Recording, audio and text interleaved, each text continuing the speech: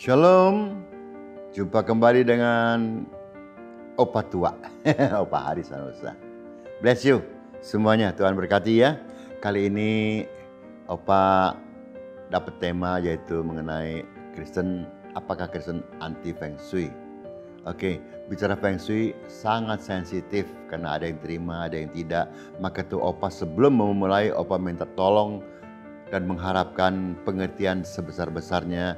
Karena sungai mempunyai dua sisi, kanan kiri. Kalau Anda tetap berdiri salah satu sisi, tidak mau pindah ke sisi yang lain, maka kita nggak pernah ketemu. Cobalah pindah, jadi kita tahu. Kayak huruf M dari sini, dari sebelah sana Anda pasti huruf W. Ke kanan bisa huruf E, bisa huruf 3 ke kiri dan lain sebagainya. Jadi semua sebetulnya sama saja. Tinggal bagaimana caranya kita mau mengerti orang lain. Dan kalau kita mau dihormati orang lain, hormati jugalah orang lain.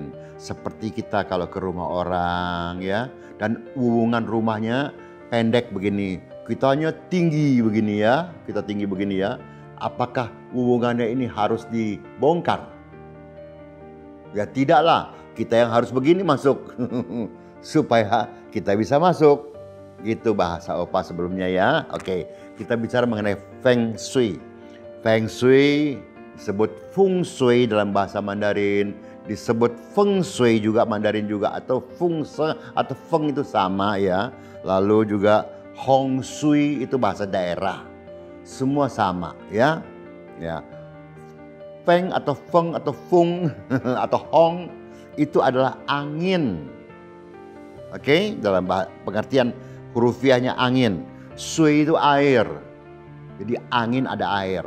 Setiap rumah yang didirikan oleh developer dan lain sebagainya, pasti dia akan membuat di depan masuk angin, di belakang keluar angin.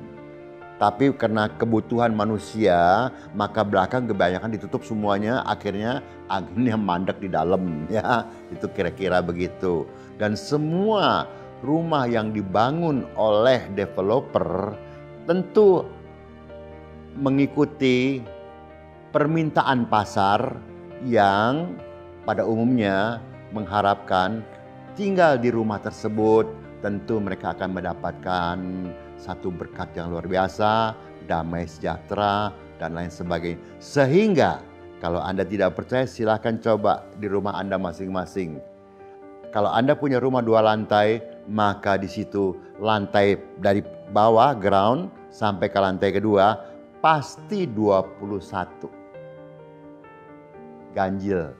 Karena itu dihitung dari Sen Lao Ping Si. Hidup, tua, sakit, mati. Terus dihitung ke atas. Jadi kalau berhenti di mati, orang nggak mau. Gitu kayak zaman kita dulu toke gitu ya. Ya sebetulnya sama saja semua sebetulnya ya. Oke, nah Feng Shui ini sebetulnya kalau sebenarnya Feng Shui yang sebenarnya ya, bukunya ada, Anda bisa pelajari dan lain sebagainya. Dan biasanya soal tata letak dan barang-barang sampai ke pintu dan dapur dan lain sebagainya. Tentu otomatis kalau Anda bikin rumah, masa dapur di depan pintu? Ya nggak mungkin lah. Nah, dan Anda kalau kenapa juga dikatakan pintu nggak boleh sama-sama begini? Karena kalau sama-sama begini, sama-sama kebetulan dibuka sebenarnya kan kebentur orang-orang yang bisa tubrukan. Jadi pintu harus begini, gitu. Ini bicara logika aja, jangan bicara apa tuh mistik-mistik dan lain sebagainya. Kadang-kadang ya kita Kristen kadang-kadang begitu bicara Feng Shui mistik. Nah, Opa mengerti bahwa memang ada Feng Shui ada kurang lebih 3 macam. Satu Feng Shui yang pertama yang bisa dipelajari oleh semua orang. Ya. Dan yang kedua adalah Feng Shui yang memang pakai roh-roh dan lain sebagainya. Sehingga ya kecampur-campur lah. Tapi yang ketiga yang paling konyol. Yang buat cari duit. Buat bohongin orang gitu ya. Istilahnya. Nah kita hati-hati. Jangan semua main percaya saja. Tapi kalau bicara ramalan, Feng Shui ini katanya ramalan. Iya, bisa dikatakan ke situ. Tapi Opa tanya, Waktu orang Majus, dia kan sebetulnya ahli meteorologi kurang lebih. Sehingga dia melihat bintang, dia ikuti bintang sampai ke tempat-tempat lahir Yesus.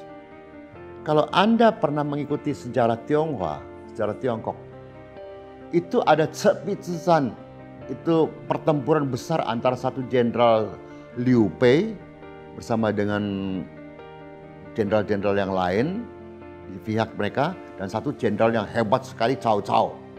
Ya, itu hebat sekali itu ya. Mereka perang. Nah, si satu Liu Pei ini punya satu teman baik, ya, jenderal juga ya. Dia jago menghitung. Dia jago astrologi, seperti sekarang ini yang terjadi pada ramalan cuaca, yang bisa melihat angin sedang berputar kemana, sedang menuju kemana, El Nino kemana, dengan komputer. Zaman itu ribuan tahun yang lalu belum ada komputer, tapi Chinese, orang Tionghoa itu, khususnya si Zhuge Liang ini, dia sudah bisa menghitung dengan hanya melihat pergerakan awan dan angin. Sehingga dia bisa menghitung jam sekian angin akan berubah arah. Dari mungkin ke kiri bisa berbalik ke kanan. Sehingga dari dia hasil perhitungannya yang orang anggap itu adalah ramalan dengan segala macam mistik-mistiknya, padahal menurut saya sih tidak. Ya, cuman waktunya gitu, waktu belum ada komputer. Jadi nggak bisa dibuktikan istilahnya. Sehingga dengan demikian dia bisa menghitung, dan akhirnya yang menang siapa?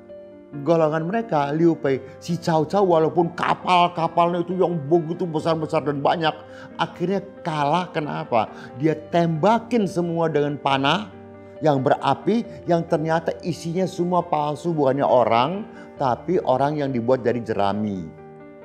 Sehingga mereka mempunyai banyak sekali panah, dan panah ini membakar kapal, dan kapalnya berbalik balah membakar kapalnya si Cao Cao ini.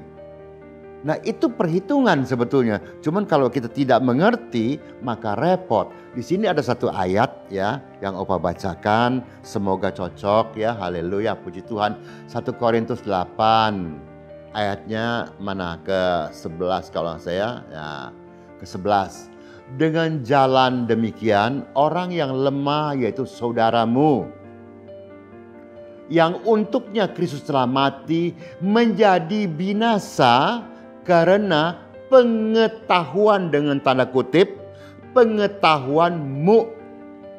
Nah, kita banyak udah nggak ngerti, ya merasa mengerti lah. Saya nggak mau katakan sok ngerti gitu istilahnya. Nah, hati-hati dengan semua ini. Jangan sedikit-sedikit whatever come from China, apapun yang datang dari Tiongkok itu semua berhala. No, belum tentu, saudaraku yang kasih. Ya, malah yang di Inggris juga banyak yang suka percaya dengan setan-setan segala macam. Ya, semuanya. Nah, nggak semuanya dari Tiongkok kan. Maka bicara Hong Shui ini, unsur yang ada pada Feng Shui atau Hong Shui ini, itu apa? Tidak terlepas dari pengetahuan orang Tionghoa yang disangkut pautan dengan Qing Mu Sui Huo Tu. Apa itu Pak Hari? Qing, emas, Mu, kayu, Sui itu air, Huo itu api, Tu itu lemah. Tanah. 5 unsur ini ada pada manusia. Dan unsur daripada hitungan Hong Shui tidak juga terlepas daripada, buat orang Tionghoa ya, buat orang Tionghoa yang percaya, tidak terlepas daripada Xiao. Tahu Xiao? Nah, ke-12 Xiao ya, 12 binatang itu ya. Setiap Xiao masing-masing ada tahun-tahunnya. Orang Tionghoa untuk tahu Xiao, begitu dia nggak tanya umurmu. Xiao apa? Ketika orang itu menjawab dia Xiao A atau Xiao B atau Xiao C dan lain sebagainya, maka orang langsung tahu umurnya berapa. Sementara kita, jangan boleh Xiao, nggak boleh Xiao dan lain sebagainya. Tahu nggak Xiao? Xiao dalam bahasa Tionghoa, bahasa Mandarin itu Xiao. Xiao juga berarti su. Su artinya kepunyaan. Juga berarti siang. seperti. Nah, kalau kita mengatakan kita sio Yesus, berarti kita tuh kepunyaan Yesus seperti Yesus. Salahnya di mana? Nah, ini Opa punya pikiran ya. Kalau beda-beda happy-happy ya. Peace ya. Jangan berantem, gua nggak mau. Ya, oke. Nah, ya. Nah, sini lalu yang berikutnya ya. Karena waktu kita berjalan terus. Maka sini dikatakan, ingat semua teman-teman, dalam semua hal, dunia ini selalu sebaiknya dilihat dari dua sisi. Yang tadi Opa katakan sungai itu dua sisi. Jangan terus kukuh dengan sisi masing-masing. Ya terserah kalau mau kukuh, Opa nggak mau ribut. Ya. Kalau tidak, maka kita akan terjebak. Dengan tanda kutip, seperti orang Farisi yang melihat apa yang Yesus ajarkan dan selalu ada penolakan. Lihat orang Farisi betapa kerasnya. Yesus memberikan pengajaran baru, tolak semuanya. Pokoknya sesat, nggak benar dan lain sebagainya. Tolong jangan ke situ. Karena kalau kita baca 1 Korintus 9, ya sedikit lagi ya. 1 Korintus 9 ayat 19 dan 20. Ini Rasul Paul memberikan contoh yang baik menurut saya. Ya. Sungguh aku bebas terhadap semua orang. Aku menjadikan diriku hamba dari semua orang. Supaya aku boleh memenangkan sebanyak mungkin orang. Nah kita diutus ke ujung bumi untuk memenangkan banyak jiwa. Kalau kita, Opa sering ngomong nih maaf ya. Kalau kita ke Glodok, jangan pakai lagu country. Iya, mesti lagu irama mereka. Kalau kita ke, maaf nih, teman-teman kita yang dulu di Jakarta banyak ya, mungkin sudah gak ada, beca dan sebagainya. Kita mesti pakai dangdut. Jangan, wah, yes man, haleluya man. Ya gak masuk lah kawan. Oke, lalu sini dikatakan ayat 20 ya. Demikian bagi orang Yahudi, aku menjadi seperti orang Yahudi. Seperti loh, bukan jadi orang Yahudi loh. Seperti orang Yahudi. Supaya aku memenangkan orang-orang Yahudi. Bagi orang-orang yang hidup di bawah hukum Taurat, aku menjadi seperti orang yang hidup di bawah hukum Taurat. Sekalipun aku sendiri tidak hidup di bawah hukum Taurat. Supaya aku dapat memenangkan mereka yang hidup di bawah hukum Taurat. Sederhana, semua bisa menghafal. Menerjemahkan masing-masing. Kita kalau mau menangkan orang, jangan apa? Wah ini semua berhala, ini semua nggak benar, ini semua nggak begini. Ya kalau Anda begitu, Anda bagaimana bisa menangkan jiwa gitu istilahnya. Anda akan jadi banyak musuh. Saya bukan bilang kita tidak boleh mempunyai prinsip. Bukan itu bahasa Opa. Kadang-kadang prinsip ini kadang-kadang kalau benar, kalau nggak benar, jadi ribut sama orang. Karena orang lain juga punya prinsip. Nah ini yang repot. Tapi kalau kita belajar dari Rasul Paul. Maka kita bisa menerima orang seapa adanya. Dan orang pun akan menerima kita seapa adanya. Walaupun belum tentu orang itu mau mengikuti kita. Ya gak apa-apa. Tapi kita bisa happy-happy. Kemarin pun Opa ketemu dengan seseorang yang Opa diberitahu bahwa dia tuh ateis sekarang nih. Opa nggak akan mengatakan, oh lu ateis ya, lu begini ya, oh nggak boleh ateis tuh, mesti begini-begini. Nggak bisa. Langsung kita jadi against, langsung kita dar. Buat apa? Firman pun mengatakan, sedapat-dapatnya kalau itu tergantung kepadamu, hiduplah damai dengan semua orang. Itu firman loh, bukan Opa yang ngomong loh. Oke? Ya, sedikit ya. Ini cuma kulit-kulitnya aja mengenai feng shui. Ya, kalau mau lebih jelas lagi nanti tanya sama yang lebih ahli. Bless you. See you on next program dan terima kasih ya Opa mau ditemani dan Opa mau didengerin lah ya.